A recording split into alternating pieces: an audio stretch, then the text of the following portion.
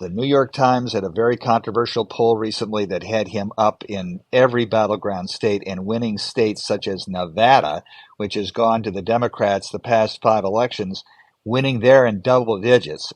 Lots of people believe there was problems with that polling, but I think the Trump people believe they are on their way, and so they can afford to spend time in places that they probably don't need. For example, he had a rally in South Bronx in New York in a very, very democratic area. Most of the audience were of minorities. He's not going to win the state of New York. That's not going to happen. Where are we at with this trial? And what are both sides likely to be saying as they sum up and wrap up the sort of surreal several weeks Donald Trump and Stormy Daniels and others have had in that courtroom in New York? So we're seeing closing arguments today and early this week from both the defense and the prosecution. And then we will also see the all-important jury instructions given to the jury by Judge Juan Marchand. And so there's going to be a lot of people who are looking at that to see if he comes down more on the prosecution side or the defense's side in terms of what how he tells the jury to will give them a roadmap to determining whether Trump is guilty or not. And then we could see, by mid-week, the jury gets sequestered as they discuss amongst themselves privately about whether Trump is guilty or not. And that could take anywhere from a few hours to a few weeks. And how long? Well, you said a few hours and a few weeks. I mean, if Donald Trump is found guilty of a felony, what are the political ramifications of that likely to be? Well, there are a good segment of swing voters, Republicans, independents, who say that they will not want to vote for a felon if if Trump is convicted. And so, even if they don't like the economy that Joe Biden has presides over or has created, if they don't like inflation, they still have to think about how America looks to the world, and they do not want to have a felon sitting in the Oval Office, even if the charges were a little weak and that Trump is stronger on other cases. That this is, if he ever faces those other cases, the documents trial, the January 6th trial, he likely would be convicted in those as well. Those were much stronger cases. And so this is kind of a stand-in for all of the trials he's facing.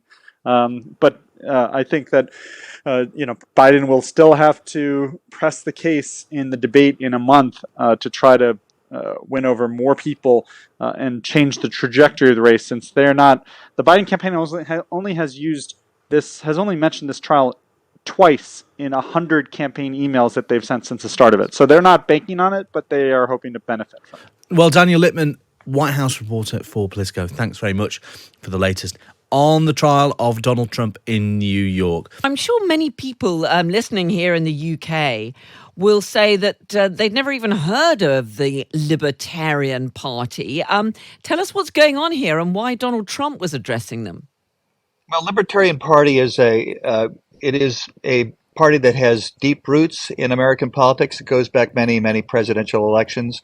They routinely nominate somebody for president. They get very little percent of the vote, normally about 2-3%.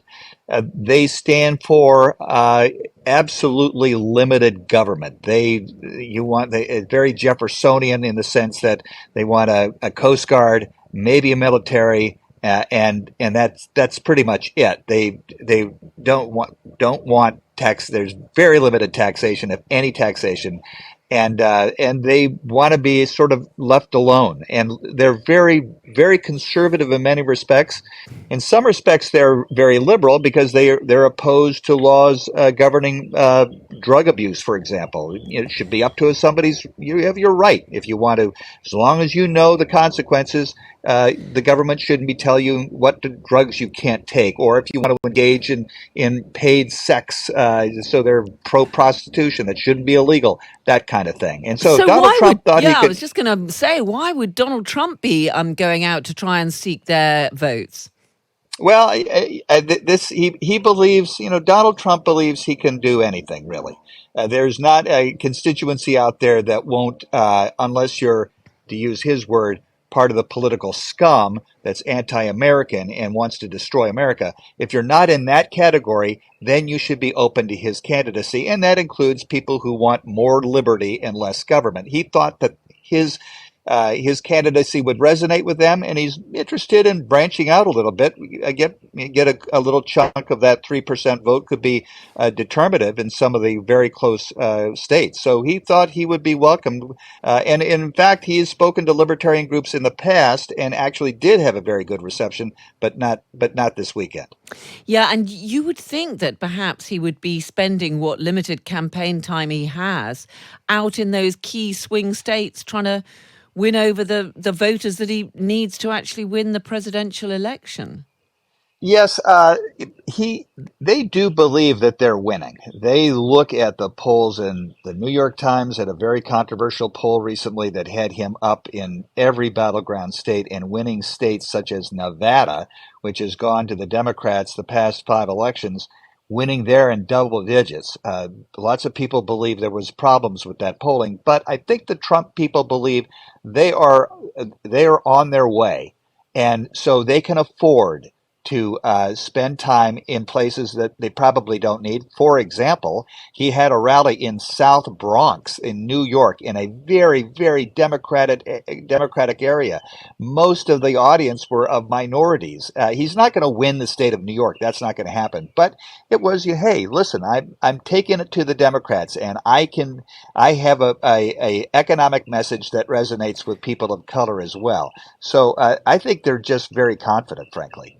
Yeah, it's interesting that. And of course, all this in what could be a crucial week for Donald Trump with the hush money trial going on in New York. He'll be back in court tomorrow. And tomorrow, as I understand it, we get the final closing arguments, don't we? That's right. This is where the prosecution presents their case to the jury. This is the summation. This is what we've shown you. This is what transpired on the witness stand. This is the evidence we have. The defense then is able to tell the jury, obviously, what they believe transpired. And all they need is one of the jurors to say, "Listen, I just can't convict," and that would be a hung jury, and that would end the trial. So it'll be interesting to see the final words to the jury. I can tell you what part of the defense is going to be, because much of the prosecution rests on Donald Trump's former attorney, Michael Cohen, who's a convicted liar. You're going to hear about that a lot more when in a summation to the jury, and who may have been caught in a lie during his testimony at the trial. So the team for Donald Trump are going to say this is the focus of their case is on the testimony of this one person. Not only is a convicted liar, but he lied to you, and that could be really damaging. Yeah, it's fascinating that we'll hear those final arguments. Then the jury could be sent out as early as tomorrow. Interesting that you say that it only needs one juror to say that they don't think Donald Trump should be convicted and he's off. And of course, the grounds for this case are quite narrow, aren't they? Because it's not just about the payment to Stormy Daniels, which he doesn't dispute. This is the former porn star who's talked about the time that she had an evening with him. But it's about whether he paid her this hush money to shut her up in order to affect that presidential campaign. Right. And what you'll also hear from the defense is that this is a novel legal theory. No one has ever been prosecuted for this crime before. That there was a district attorney before the current one in New York who had the opportunity to file this case and didn't. You also had the federal government. We have two tiers of justice. We have a state trial for the state of New York and a federal trial. I mean, there's federal law that he could have been prosecuted on. The Department of Justice, they didn't file on him. There's David Axelrod, who's a former political consultant for Barack Obama, once said that when you have the phrase porn star with novel legal theory in the same sentence, there's a problem with that prosecution. And so you're going to be hearing a lot about that. And if Donald Trump does get off, of course, he will claim that as a triumph and a vindication of what he's been arguing throughout, which is that the whole case is politically motivated. And what is extraordinary is that despite everything we've heard during this case, all kinds of extraordinary details, none of it seems to be affecting Donald Trump's overall standing in the polls. Right, and keep in mind that's because I don't think anybody was surprised that he paid off a porn star.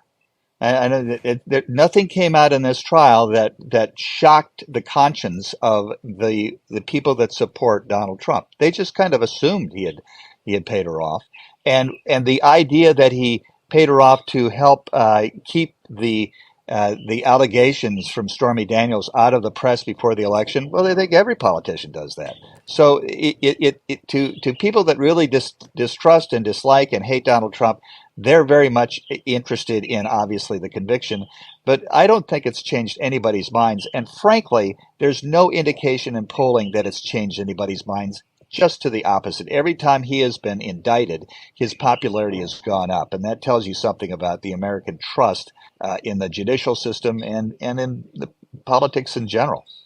Conan Nolan, political correspondent for NBC. Really good to speak to you. Thanks so much for joining us.